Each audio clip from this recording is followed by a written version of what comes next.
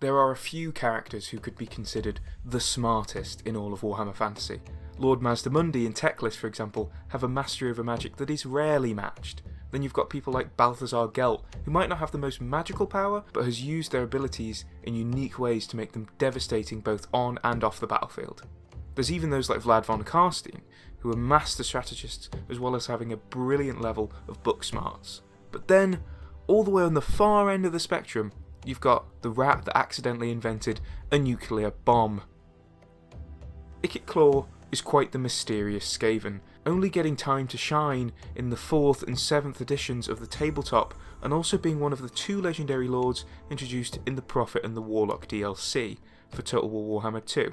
Details on him are fairly sparse, and sometimes conflicting. If you look at the Ikit model from the 4th edition of Warhammer Fantasy Battles, he's a vastly different rat from that of 7th edition. However, there is a character underneath that veil of mystery that is worth digging into, and Ikit is someone that I'm going to talk about today. Ikit Claw's origins are somewhat up for debate, as the 4th edition labels him as a fairly bog-standard brown-furred rat, while by the 7th edition he has white fur, which would symbolise a greater status within Skaven society, making him a bit of a posher rat. His fur colour doesn't really matter though, as later on in life, Ikit manages to blow off most of it through an experiment gone wrong. But I do have a little headcanon theory as to why it might be an interesting character detail that Ikit's fur was once brown and is now white. Only in Ikit's new design does his white fur appear in patches over his cool, cyborg-like armour. So we could assume that before the accident, Ikit instead had brown fur. And for the sake of fun and my backwards theories, I like that idea, that rather than Ikit being born a white-furred powerful Skaven, he was just a brilliant mind who rose to power, clawing his way up from being a normal brown-furred rat. He wanted to increase his social credit score by putting patches of white fur on himself following his accident, making it look like he had that colouring all along. Believe whatever you want, that is a bit of a crackpot theory, but I think this could technically canonise both appearances while giving him a nice little character detail. As you might have guessed by now, Ikit Claw is a rat obsessed with science. Just to clear something up, by the way, he's not the leader of Clan Skryre, even though it looks like it in Total War Warhammer 2. That title instead goes to Lord Morsketar. But he is the chief warlock engineer of the clan, which essentially makes him a smart science boy that also knows how to cast magic.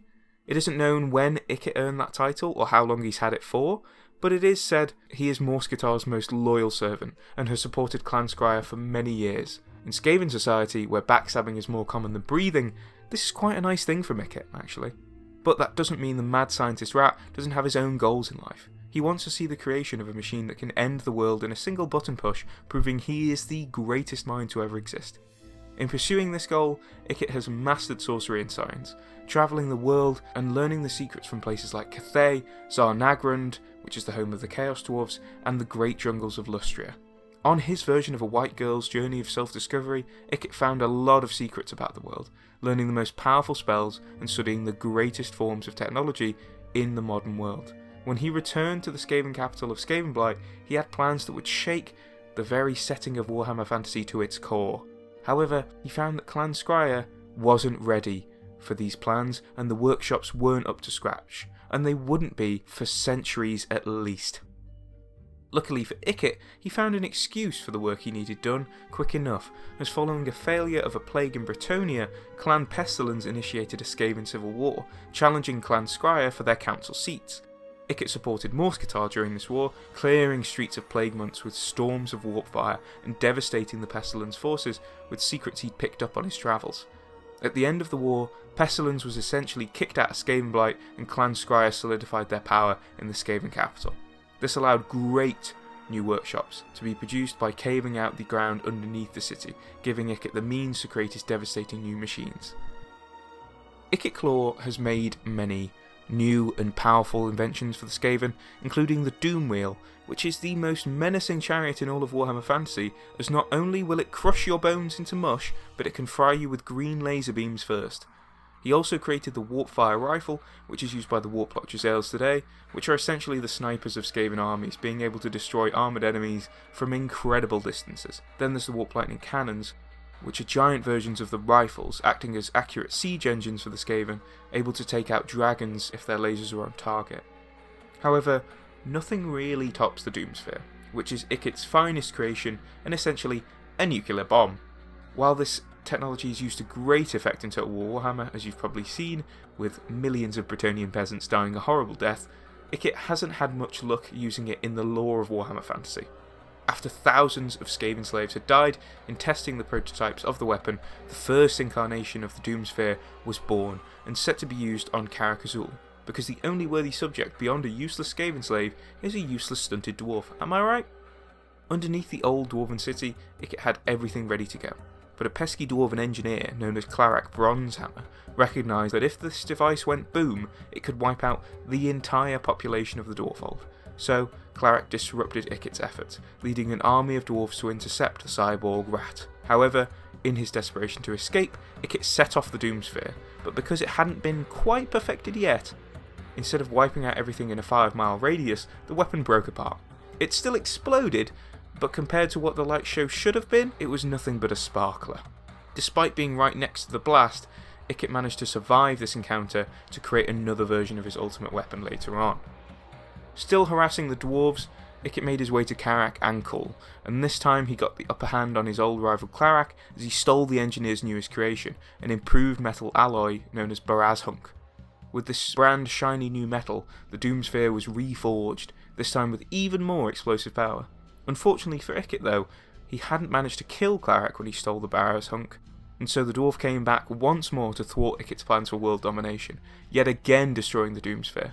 Yet, so as long as Ikit lives, his plans won't be exterminated, and he will come back, leaving the very fate of the world under threat.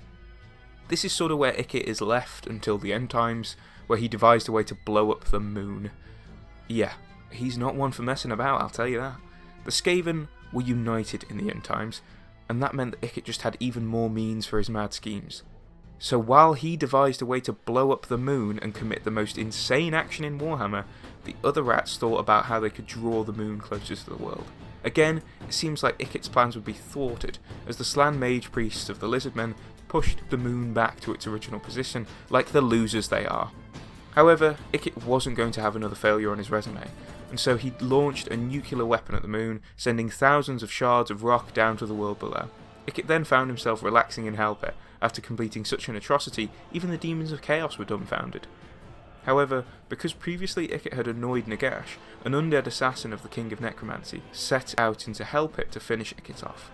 The rat wasn't going to go down easy though, and he trapped the assassin in the lower levels of Hellpit before sending those levels into the realms of chaos, simply so that he wouldn't have to deal with the assassin anymore. It isn't fully confirmed if Ikit's still out there, but he is likely to have survived the Great End of the World, and is probably now just looking for ways to blow up not one world, but the entire mortal realms.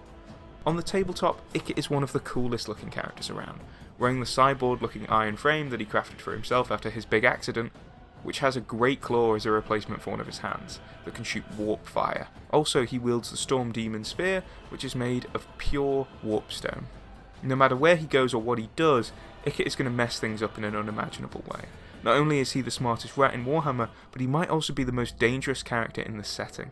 Unlike, say, Archaon the Everchosen, who needs the power of the Chaos Gods to become OP, Ikit made a nuke on his own, and crafted the magical items that make him a beast on the battlefield by himself. Were it not for the need for Chaos to be presented as the primary antagonist of Warhammer, we very well could have had an end times that saw the world brought low by a cackling, mad rat, watching with glee in his eyes, as his bombs seared all life from the world. So yeah, that's Ikit Claw. He's alright, I guess. Want me to cover any other wacky Warhammer characters? Or dive deep into Sir Edgington, your favourite Imperial commander who fought off 10 million greenskins with his hands tied? Let me know.